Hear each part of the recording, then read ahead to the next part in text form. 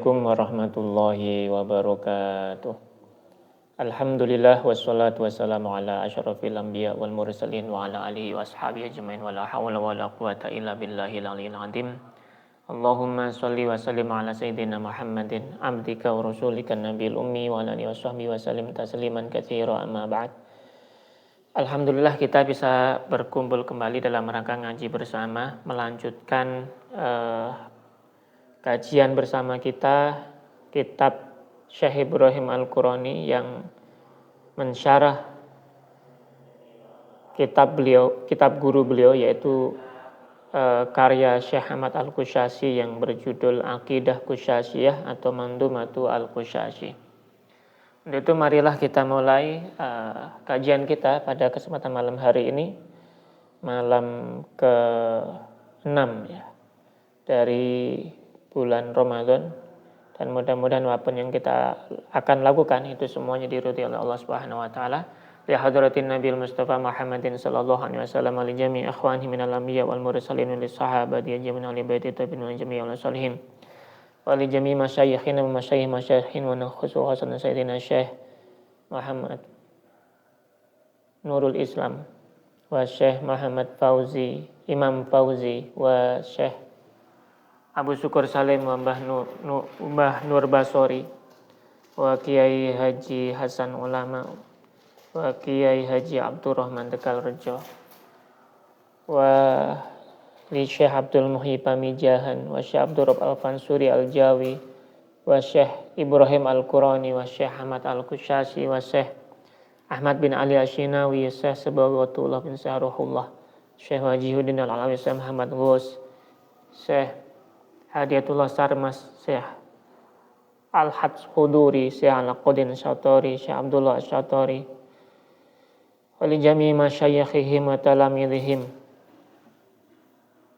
wa man intasaba ilaihim minal awal ila muntaha lahum minna jami'an al-Fatihah. A'udzu billahi minasyaitonir rajim. Bismillahirrahmanirrahim. Alhamdulillahi rabbil alamin. Ar-Rahmanir Rahim. Maliki yaumiddin. Iyyaka na'budu wa iyyaka nasta'in. Ihdinas siratal mustaqim. Siratal ladzina an'amta 'alaihim ghairil maghdubi 'alaihim waladdallin. Amin. Amin ya rabbal alamin. Kita lanjutkan kembali tentang ungkapan yang kemarin sudah dibahas oleh Syekh Ibrahim Al-Qurani dari perkataan Ibnu Arabi. Wa hadza kalam kama qala Syekhuna ayadullahu ta'ala wa nafa'ana bihi fi ghayati tahqiq wallahu waliyul hidayah wat taufiq. Dan ungkapan ini sebagaimana yang diungkapkan oleh guru kami, semoga Allah menguatkannya dan memberikan manfaat dengan adanya, dengan sebaik-baiknya manfaat, dan juga semoga Allah memberikan taufik serta hidayahnya. Wa qala Syekh Muhyiddin Qudisallah sirruhu, dan berkata Syekh Muhyiddin Ibnu Arabi, semoga Allah mensucikannya, fil bab 347, di bab 347, fil kalami aqali ta'ala, dalam menjelaskan tentang ungkapan dari firman Allah Subhanahu wa taala dari surat Al-Hijr ayat 21 yang bunyinya A'udzubillahi minasyaitonir rajim wa im min syai'in illa indana khazainuhu wa ma nunazzilahu illa biqadarin ma'lum wa ma nunazziluhu illa biqadarin ma'lum. Di dalam kutipannya Syekh Ibrahim Al-Qurani hanya mengutip sampai khazainuhu saja. Yang ini kalau kita pahami secara bahasa Indonesia adalah, dan tidak ada sesuatu apapun melainkan pada sisi kamilah khizanahnya, dan kami tidak menurunkannya melainkan dengan ukuran-ukuran yang tertentu. Mana suhu, sebagaimana diungkapkan khazainuhu, yang dimaksud dengan khazainuhu atau khizanah dalam bahasa Indonesia kita sebut dengan gudang. Akni yang dimaksudkan di situ adalah ini yang mau diungkapkan oleh Syekh Ibnu Arabi, khazainal asya'i allati hiya a'yanuha al-makhzuna fiha. Itu adalah segudang segala sesuatu yang tidak lain adalah sifat mungkin atau imkan yang tersimpan, atau fiha innama hiya imkanatul asya, sifat mungkin atau imkan, laisa ghairu dzalika, benda-benda tersebut. Li'anal asya, karena benda-benda tersebut pada hakikatnya adalah la wujuda laha fi a'yaniha bal laha tsubut. Itu tidak memiliki wujud pada esensinya, melainkan hanya ketetapan saja.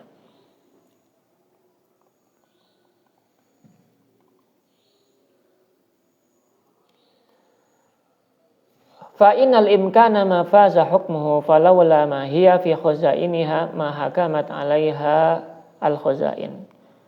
Sehingga sifat mungkin tidak pernah berpisah atau tidak pernah terpisah dari benda tersebut sekejap mata pun, sehingga selalu membutuhkan faktor penguat atau bahasanya mungkin murajjihnya, itu Allah Subhanahu wa taala, untuk berada pada sisi ada ataupun tiadanya benda tersebut, atau bagaimana menghukumi benda tersebut.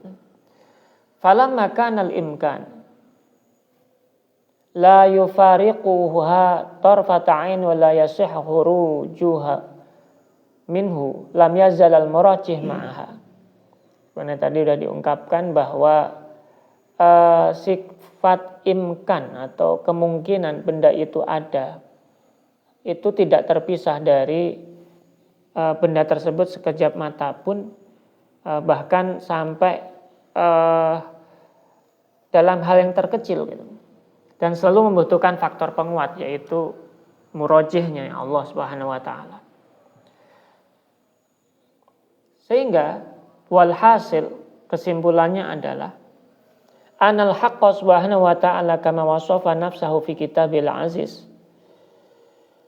sebagaimana Allah mensifati zatnya atau dirinya dengan hikmah dan juga rahmat, ala lisani nabiyyihi bil judi kadzalika, dan juga kedermawahan yang diungkapkan oleh nabinya atau utusannya, yaitu Nabi Muhammad SAW. Kadzalika wasafa nafsahu fi kitabihi, begitu juga dia mensifati dirinya di dalam Al-Qur'an, ya, bi annahu ghaniyun, bahwa dia itu adalah zat yang maha kaya atau ghani, anil alamin, dari seluruh alam, atau Tuhan itu tidak butuh alam semesta. Wa qad tabayyana anna muqtadal ghina, dan konsekuensinya dari ungkapan ini bahwa yang sifat ghina atau sifat kaya ini itu adalah al-itlaqu tamlidati, merupakan kemutlakan yang lengkap atau yang sempurna bagi zatnya.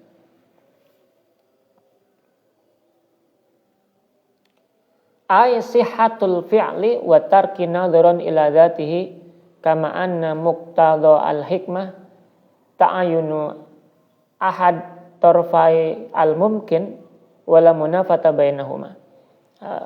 Atau bagaimana bolehnya untuk melakukan suatu perbuatan maupun meninggalkannya dilihat dari zatnya Tuhan, sebagaimana juga ini terkandung dari sifat hikmahnya Tuhan.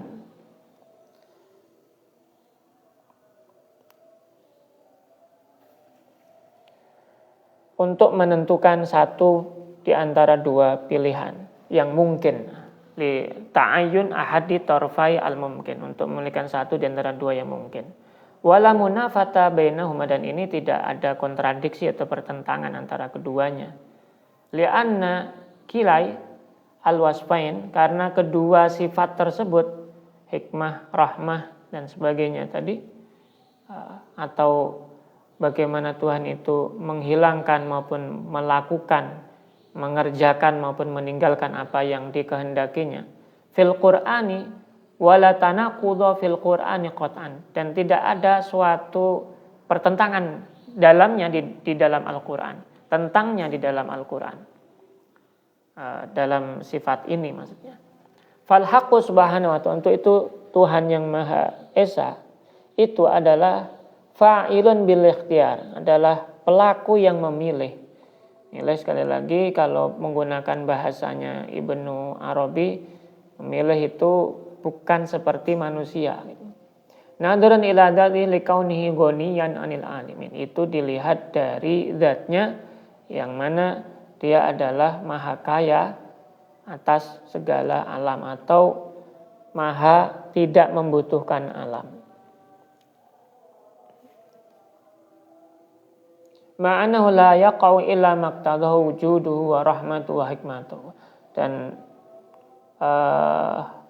konsekuensinya adalah ini bagian dari sifat-sifat, ini tidak terjadi kecuali memang merupakan bagian esensi dari sifat kedermawanannya, rahmatnya, dan juga hikmahnya.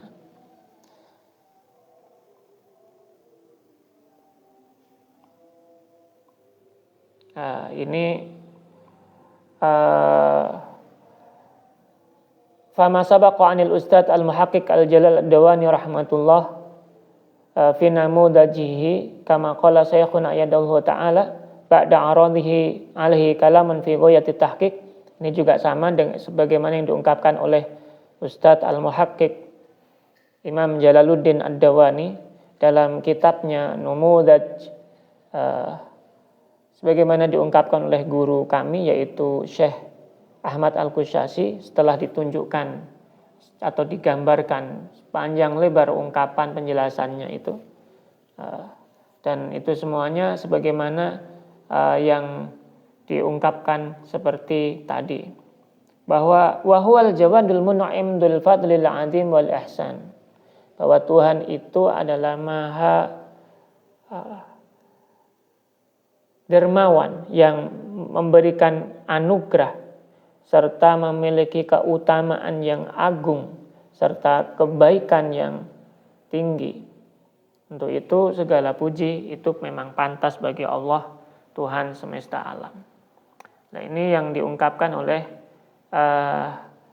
Syekh Ibrahim Al-Qurani sebagai penutup dari ungkapan ini tadi. Secara ringkas diungkapkan di sini bahwa penjelasan yang disampaikan oleh Syekh Ibrahim Al-Qurani dengan mengutip ungkapan dari Syekh Ibnu Arabi tadi itu semakin menjelaskan bahwa di dalam ungkapan termasuk Imam Jalaluddin Ad-Dawani itu memberikan satu gambaran pada kita bahwa pasti dan bebas itu semuanya ketika kita sematkan kepada Allah itu pada hakikatnya juga tidak sama dengan apa yang kita pahami. Namun apabila kita analogikan dengan prinsip seperti orang ketika melihat atau membuka mata dan memejamkannya secara fisik, membuka dan memejamkannya itu otomatis dengan kehendak pribadi. Namun ketika ada jarum yang mendekat, ini sebagaimana dicontohkan di dalam keterangan dari Syekh Jalaluddin Ad-Dawani itu, jarum ke arah mata, maka secara otomatis konsekuensinya mata itu akan memejam. Meskipun perbuatan itu jelasnya ya pasti kan, pasti pejam gitu ya. Dan perbuatan untuk melakukan pejamnya mata dan sebagainya itu sebenarnya tanpa paksaan. Artinya ya Allah melakukan seperti itu ya nggak ada yang memaksa. Untuk memilih ini, memilih itu nggak ada yang memaksa. Tentu seperti itu. Dan yang perlu dipahami bahwa sekali lagi Syekh Ibrahim Al-Qurani menekankan tentang sifat al-ghani, bahkan untuk kali ini ditambahkan dengan sifat al-hikmah dan serta ar-rahmah tadi, bahwa Allah itu bebas merdeka tidak membutuhkan alam, bahkan sanggup menghancurkan semuanya maupun menciptakannya. Untuk itu ini jelas menolak ungkapan yang diungkapkan oleh para filsafat atau ahli filsafat dan juga orang-orang Mu'tazilah. Dari sisi perbuatan itu dari sisi zat, sedangkan dari sisi perbuatan Allah itu Al-Hakim, Allah itu Ar-Rahman. Maka Allah memilih untuk menciptakan, itu bagian dari sifat Rahmannya Allah. Dan juga sifat Hakimnya Allah, bijaksananya Allah, untuk memelihara alam atau menciptakan alam bagaimana adanya, diwujudkannya dan sebagainya. Itu bagian dari kedermawanannya Allah. Bagaimana yang kita lihat di dalam realitas yang kita dapatkan selama ini. Kemudian Syekh Ibrahim Al-Qurani melanjutkan dalam ungkapannya, wa idza utsbita annal haqqo subhanahu wa ta'ala fa'ilun, dan apabila ditetapkan bahwa Tuhan itu adalah fa'ilun bil ikhtiyar, adalah pelaku yang melakukan suatu perbuatan untuk memilih secara bebas.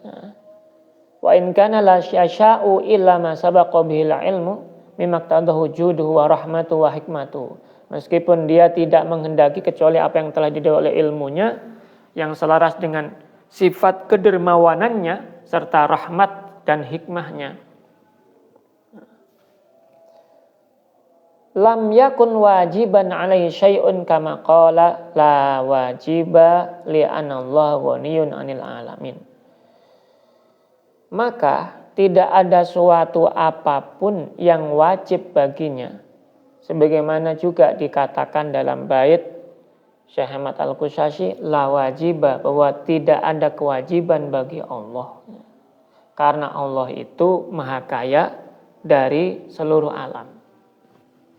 Wala yatahaqqaqu, dan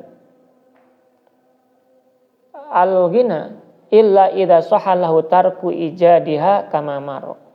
Dan hal ini tidak dapat dikatakan pasti kalau kekayaannya itu kalau tidak benar baginya untuk boleh meninggalkan, mungkin untuk meninggalkan perbuatan penciptaan maupun melakukannya, sebagaimana diungkapkan sebelumnya.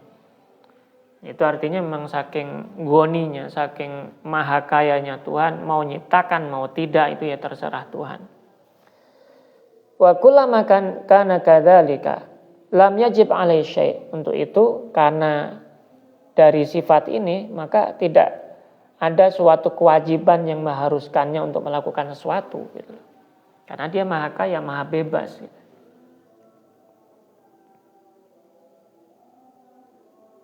Artinya tidak ada suatu apapun yang wajib baginya, yang mewajibkan baginya untuk menciptakan maupun meniadakan. La fil azal, bahkan tidak di zaman azali, kama yazma'umuhu al-falasifah, sebagaimana yang diklaim atau diungkapkan oleh kaum filosof itu. Wala fima la yazalu kama yaz'umuhul mu'tazilatu fil lutuf wal aslah wa ghairihima. Dan tidak juga di masa yang akan datang sebagaimana yang diklaim oleh para orang-orang Mu'tazilah mengenai sifat lutfi atau lutf, kelembutannya Tuhan, dan juga aslah atau kewajiban Tuhan untuk berbuat baik gitu. Dan juga sifat-sifat semisal selainnya. Wala majalah, dan setelah itu ungkapan wala majalah ini ungkapan yang diungkapkan oleh Syekh Ahmad Al-Qushayri, karena di dalam teksnya itu di mana dalam Masnun Islam itu berwarna merah, berarti ini merupakan matan dari kitabnya Syekh Ahmad Al-Qushayri, dan yang akan dijelaskan wala majalah kama yaz'umuhu al-mu'tazilatu, juga tidak ada ruang, la majalah maksudnya tidak ada ruang. Kama yaz'umuhul mu'tazilatu, sebagaimana yang diklaim orang-orang Mu'tazilah, fi af'alil ibadi, di dalam mengenai perbuatan hamba yang dia anggap binaan ala anna dzalika fi'lun fa'il akhar. Yang dianggap orang-orang Mu'tazilah itu yang menganggap bahwa perbuatan hamba itu bebas. Makanya orang-orang Mu'tazilah itu pahamnya mereka adalah qadariyah. Mereka memahami bahwa Tuhan itu sudah berlepas terhadap perbuatan hambanya. Maka hamba memiliki kehendak yang sangat bebas sekali.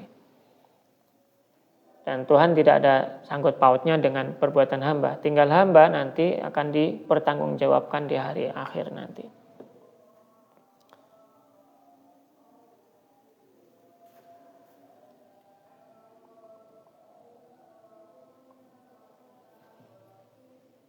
Fayastahilu an yata'allaqa bihi qudratuhu ta'ala.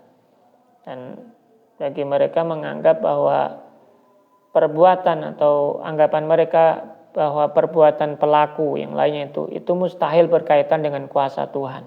Berarti manusia berbuat apapun itu semuanya bebas, itu adalah kehendak manusia dan nanti akan dipertanggungjawabkan. Itu menurut Al-Mu'tazilah dan juga orang-orang Qadariyah. Wa huwa mabniyun ala aslihim al-fasidi. Nah, ini jelas klaim tadi, alasan tadi itu semuanya adalah batil secara nakal tes atau secara tekstual. Atau landasan mereka itu rusak. Apa yang dibangun mereka itu landasannya rusak menurut Syekh Ahmad Al-Qushasi dan juga Syekh Ibrahim Al-Qurani di sini.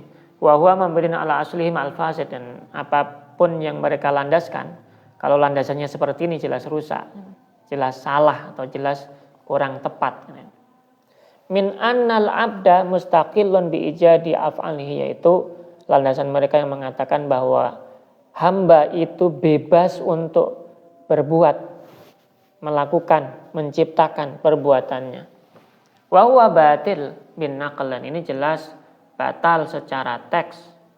Wal aql, secara teks berarti secara dasar dalil, naqli, wal aqli dan juga dalil aqli, wal kasfi bahkan juga dengan dalil kasfi pembuktiannya itu. Wa saya tadhihu fi faslil kasbi insyaallah taala, dan akan dijelaskan pada bab tentang kasab setelah ini insyaallah taala. Itu tadi yang diungkapkan oleh Syekh Ibrahim Al-Qurani menjelaskan tentang apa yang diungkapkan oleh Syekh Ibnu Arabi dan diperkuat dari sanggahan-sanggahan Syekh Jalaluddin Ad-Dawani dan sebagainya. Dan berikutnya akan diterangkan tentang bagaimana sikap atau sifat hamba itu sebenarnya terjadi. Perbuatan hamba itu bagaimana, yang nanti akan diterangkan pada bab tersendiri. Untuk itu secara ringkas kita pahami bahwa Syekh Ahmad Al-Qushasi maupun Syekh Ibrahim Al-Qurani sangat mengecam secara lantang atau membantah secara lantang apa yang diungkapkan orang-orang Mu'tazilah bahwa makhluk atau hamba itu memiliki kehendak bebas, dan serta juga bagaimana klaim mereka terhadap Tuhan, bahwa Tuhan itu bebas dan ketika Tuhan melaksanakan suatu keputusan maka keputusannya wajib dilakukan, kalau tidak maka itu menyalahi konsep yang biasanya ada. Itu klaim mereka. Untuk itu ketika Tuhan berkehendak untuk menciptakan, maka itu harus diciptakan, harus ada sebagaimana yang terdapat di alam ini. Maka alam ini bagi mereka merupakan bagian dari manifestasi Tuhan. Untuk itu mereka menganggap alam ini adalah qadim. Dan ternyata disanggah dengan ungkapan bahwa Tuhan itu al-ghani, Tuhan itu maha kaya. Ini untuk mensanggah itu tadi. Dan sanggahan itu dalam konteks ini Syekh Ibrahim Al-Qurani dan juga Syekh Ahmad Al-Qushasi menggunakan 2 poin. Yang pertama yaitu menggunakan as-shalah wal aslah, yaitu bahwa Mu'tazilah itu mewajibkan Allah melakukan yang terbaik bagi manusia. Padahal menurut Ibrahim Al-Qurani dan Syekh Ahmad Al-Qushayri, jika Allah wajib melakukan sesuatu, maka Allah tidak lagi maha kaya. Karena seakan-akan kewajiban itu memaksa. Kok Tuhan terpaksa? Kan aneh. Kok Tuhan dipaksa? Itu kan aneh. Untuk itu klaim yang diklaim oleh orang-orang Mu'tazilah ini tertolak secara logika. Padahal dia adalah maha kaya dan tidak terikat aturan apapun di luar zatnya. Kemudian perbuatan hamba, kalau berhubungan dengan perbuatan hamba, orang-orang Mu'tazilah menganggap manusia menciptakan perbuatannya sendiri secara mandiri. Alias manusia itu bebas berkehendak apapun yang nanti akan dipertanggungjawabkan di akhirat kelak, apapun yang dilakukannya. Berarti selama ini dilakukan manusia, dia berupaya apapun itu adalah kehendaknya sendiri. Saya rasa pemahaman seperti ini sering kita dapatkan di masa sekarang. Kita melihat masa sekarang, orang-orang kalau ingin kaya maka dia bekerja, bikin konten dan sebagainya, itu bagian dari usahanya untuk bisa kaya dan sebagainya. Dan menafikan bagaimana Tuhan itu memiliki peran di dalamnya. Ini seperti yang diungkapkan oleh Mu'tazilah dan sebagainya. Dan ini disanggah ataupun diberi ketegasan dari sang penulis tadi, Syekh Ibrahim Al-Qurani dan juga Syekh Ahmad Al-Qushayri, bahwa segala sesuatu termasuk tindakan manusia, hamba itu adalah makhluk yang berada di bawah qudrah kuasa Tuhan. Bahasa lainnya di bawah takdir Tuhan. Untuk itu manusia maupun hamba tidak bisa lepas dari itu semuanya. Itu yang disampaikan oleh Syekh Ibrahim Al-Qurani dan Syekh Ahmad Al-Qushayri untuk bertegas apa yang diungkapkan oleh orang-orang Mu'tazilah maupun para ahli filsafat. Mudah-mudahan bermanfaat apapun yang kita baca pada kesempatan malam hari ini dan bisa membuat kita mendapatkan faedah-faedah dari bacaan-bacaan yang kita baca dari kitab-kitab guru kita, dari Syekh Ahmad Al-Qushayri dan Syekh Ibrahim Al-Qurani, sehingga menambahkan pengetahuan kita tentang Tuhan dan juga membuat kita semakin memiliki keimanan yang kokoh dan perilaku yang baik dan sebagainya, sehingga membuat ilmu kita semakin bermanfaat nantinya. Walafu minkum wallahu muwaffiq ila aqwamit thoriq. Assalamualaikum warahmatullahi wabarakatuh.